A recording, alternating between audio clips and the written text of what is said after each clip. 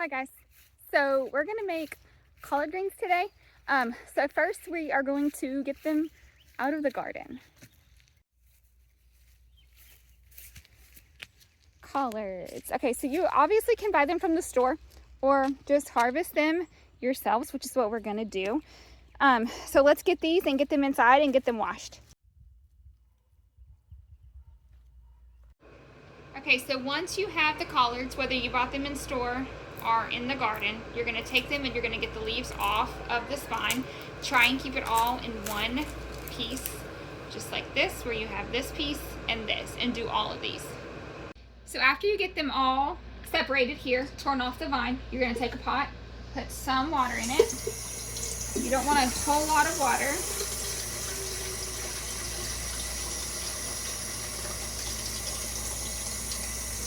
About right there. Now you're gonna take and you're gonna put a lot of seasoned salt inside, like a lot. Okay. Now we're gonna take hog jowls, and you're gonna take and put maybe 3 of them inside of this water. Okay. We're gonna put a lid on it, and we are gonna let this start to boil as we wash the collards. Okay, so for washing the collards, you want to wash these really well, especially if you did get them out of the garden. Wash each leaf really well so there's no grit on them. And then I also like to let them go in a sink full of water as well, just to make sure there's no dirt on there. So you're going to get all of these clean. So then once they're in this sink, you're going to take them and you're going to layer some on your cutting board here.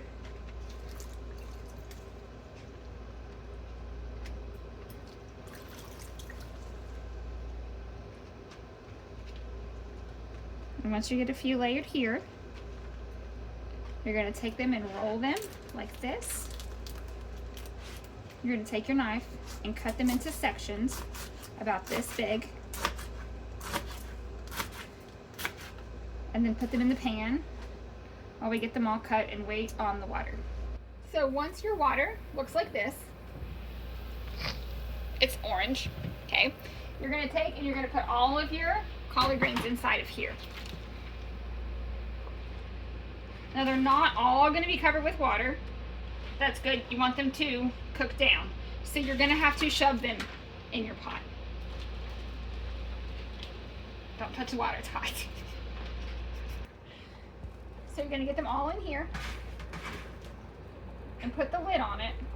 And then you're going to turn it down to about 3 or 4, and you're going to watch them all day long and let them cook for the next probably 4 or 5 hours.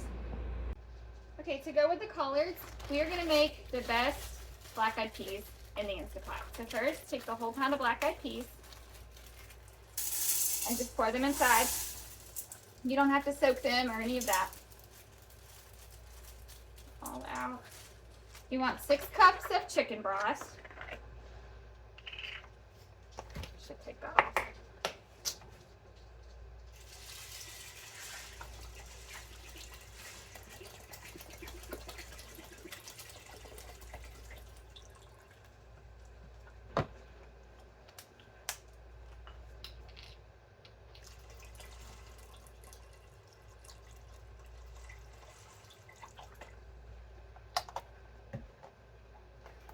A teaspoon of salt and a teaspoon of pepper, a small onion, and 2 cloves of minced garlic.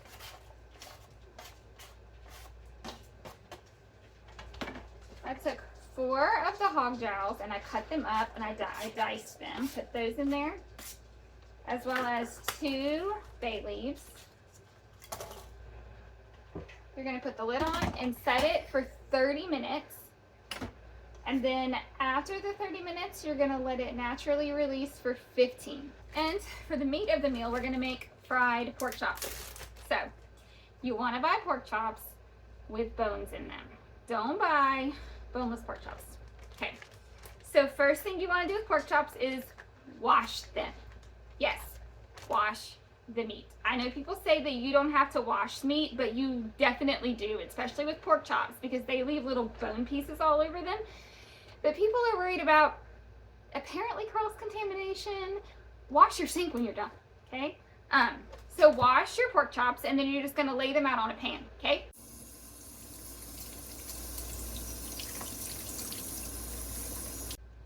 Okay, so now that you've washed the pork chops, you're going to take some vegetable oil, put it in a frying pan on the stove. Do not cut this up very high. Cut it on about 7. So while that's getting hot, you're going to take and put some flour on a plate.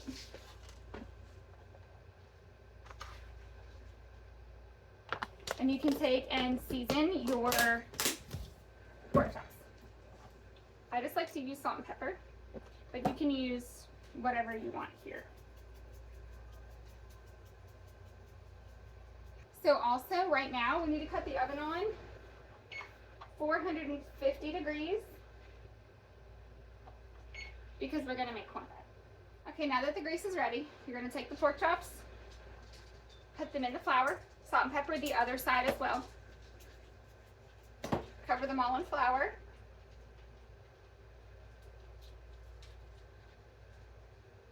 And then you're going to put them directly in the grease.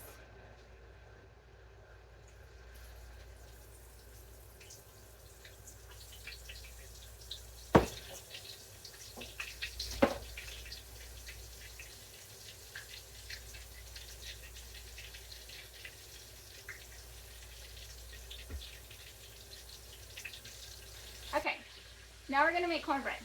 So you're going to take 1 egg,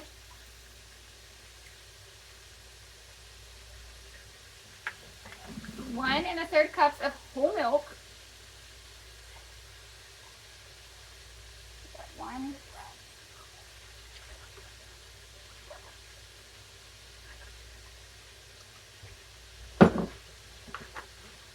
a 1/4 cup of vegetable oil,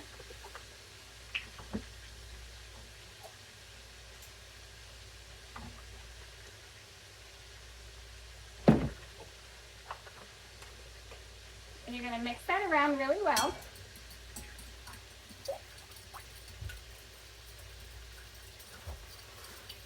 Now you're going to take 2 cups of cornmeal,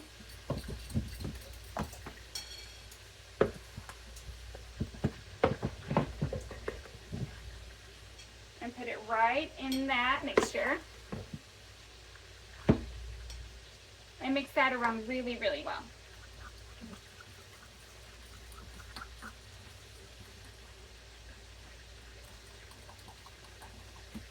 Until it's not lumpy anymore. So it should look kind of like this. Okay. Take a pan, small pan, about this size. Spray it with spray grease, or you can use butter. You're going to pour this mixture right in.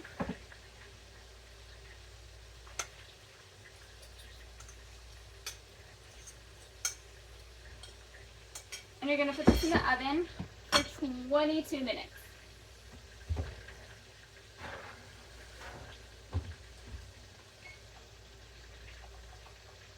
Okay, for the last part of the meal, we're going to make rice. This is a traditional white rice. I don't really measure this. I just pour it in so it looks like it's enough. Maybe a little more. And then I fill this pot with water.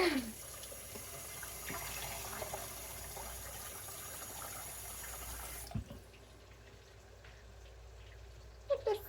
And put it on the stove, on high.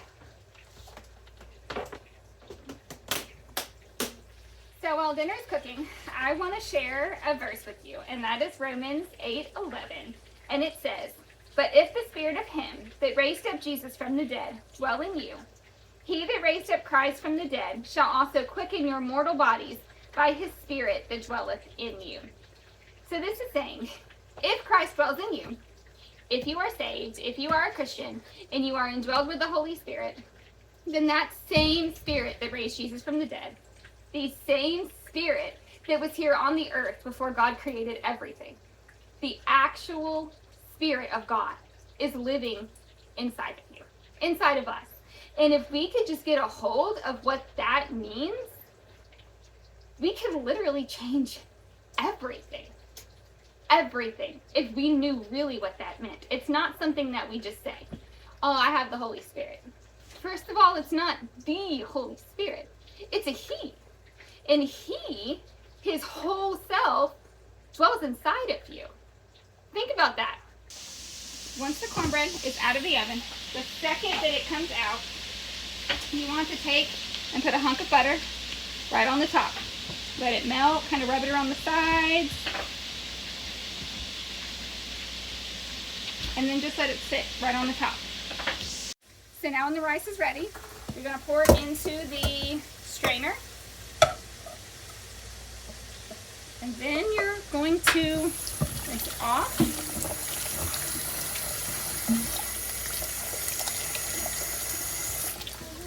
And drain that water out. So the beans have been naturally releasing for 17 minutes. So we are going to fully release all the air in there. All right, so let's take a look at these beans.